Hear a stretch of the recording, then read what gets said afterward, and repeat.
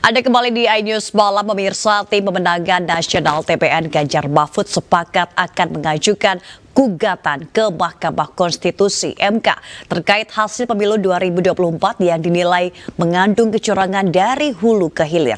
Diduga kecurangan pemilu diantaranya terjadi melalui Sirekap KPU serta sejak mulai perhitungan suara di mana perubahan suara TPS menjadi signifikan. Lalu banyak yang mengatakan bahwa kami tidak mau menerima kekalahan. Ini bukan persoalan kekalahan.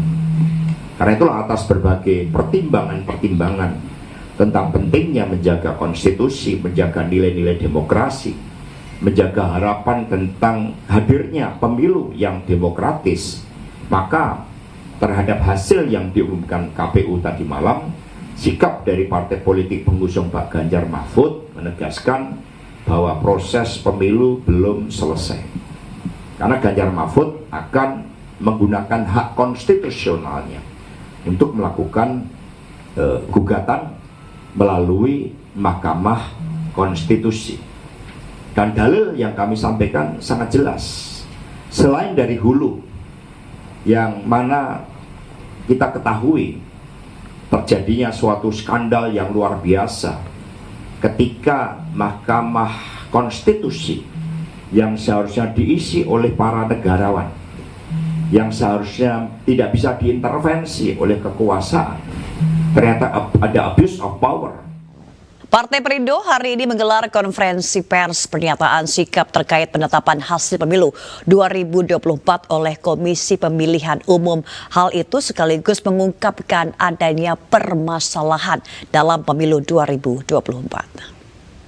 Para penyelenggara semuanya juga penuh dengan catatan yang barang tentu dengan hasil keputusan KPU terkait dengan Pilpres maupun Pileg yang semalam sudah ditandatangan dan diumumkan, intinya adalah Partai Perindo terus mendorong agar hak angket akan dilakukan percepatan, dan hak angket itu adalah satu-satunya yang menjadi perangkat untuk mengurai sebuah kecurangan-kecurangan atau praktek-praktek pemerintah yang telah melanggar, yang telah merugikan banyak pihak. Dan tentu dengan praktek-praktek kecurangan itu yang berpengaruh keras terhadap hasil dari pemilu. Yang kedua, kita juga mendorong dengan berbagai macam kecurangan-kecurangan yang tampak. Misalkan terkait dengan Sirekap, walaupun itu sebagai alat bantu, tetapi itu adalah acuan yang dipakai oleh masyarakat, oleh partai politik. Banyak sekali C hasil yang blank yang ditampilkan tidak diganti dengan C hasil yang murni, yang aslinya, dan kita juga tidak bisa membuktikan apakah C hasil itu juga menjadi C hasil yang otentik atau C hasil yang sudah direkayasa yang itu dimasukkan. Jadi memang penuh manipulasi dan penuh dengan... Pemirsa, tim hukum Capres-Cawapres Anies Baswedan dan Muhaimin Iskandar secara resmi mendaftarkan gugatan Pilpres 2024 ke Mahkamah Konstitusi. Upaya ini dilakukan untuk menindaklanjuti berbagai dugaan kecurangan dalam pemilu.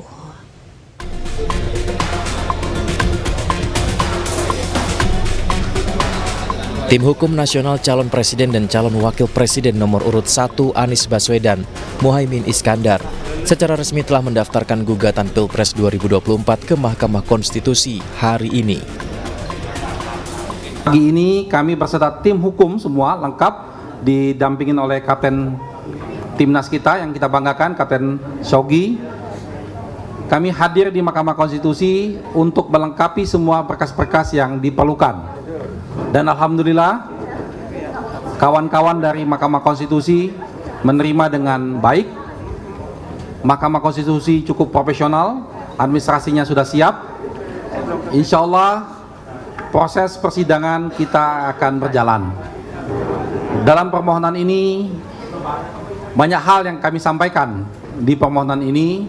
Tentunya dalam fakta-fakta yang kami sampaikan, kami lampirkan juga dukungan bukti-bukti di lapangan. Sementara itu, Capres nomor urut 1 Anies Baswedan menegaskan bahwa upaya ini adalah demi menegakkan proses demokrasi yang benar, karena proses dan hasil sama pentingnya.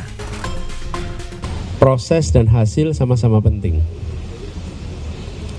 Karena proses yang benar akan memberikan hasil yang benar pula.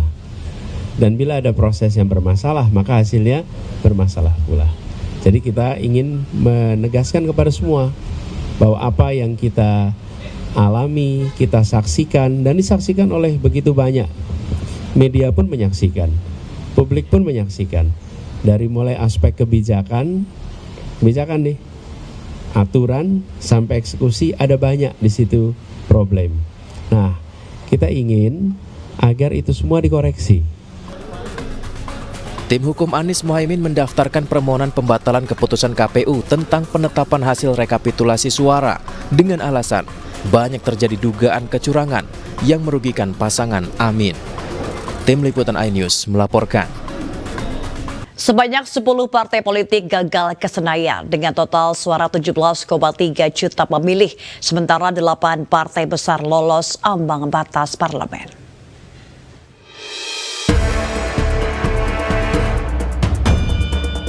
Komisi Pemilihan Umum telah mengumumkan hasil pemilu legislatif 2024. Sebanyak 8 partai dinyatakan lolos ambang batas parlemen, 4% dan lolos ke Senayan.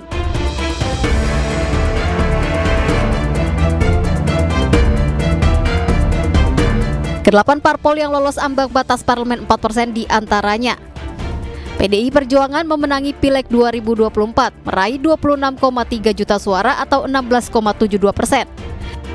Di peringkat kedua, Partai Golkar yang meraup 23,2 juta suara atau 15,29%.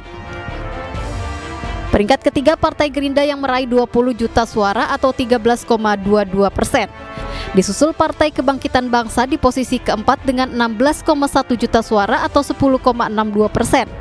Di peringkat kelima ada Partai Nasdem yang mendapat 14,6 juta suara atau 9,66%. Kemudian Partai Keadilan Sejahtera 12,7 juta suara atau 8,42%. Partai Demokrat di posisi ketujuh dengan perolehan 11,2 juta suara atau 7,43%. Terakhir di peringkat ke-8, Partai Amanat Nasional yang mendapat 10,9 juta suara atau 7,42%. Sementara Partai Persatuan Pembangunan atau P3 harus keluar dari kursi parlemen karena perolehan suara tidak sampai 4%, yakni 3,87% atau 5,8 juta suara.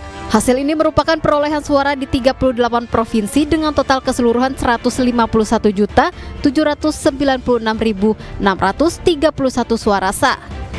Dari Jakarta, Tim Liputan iNews melaporkan.